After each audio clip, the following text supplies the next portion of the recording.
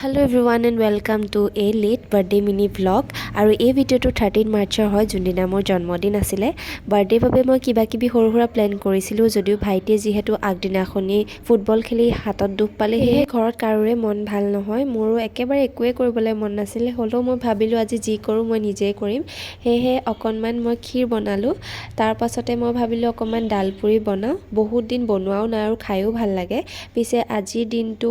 আমি ভেজে খাওঁ যেহেতু আজি বৃহস্পতিবাৰ আজি মোৰ দেউতা ঢুকুৱা বাৰ হয় সেয়ে আমি নিৰামিষে খাওঁ এনেকৈ দুখনমান পৰঠা নিচিনাকৈ ডালপুৰি বনালো আৰু দুখনমান তেলতো পুৰি ললো আৰু প্লেটখন ধুনীয়াকৈ সজাই ললো খাবলৈ বহুত বেছি টেষ্টি আছিলে পিছে আজি বতৰটো চাওকচোন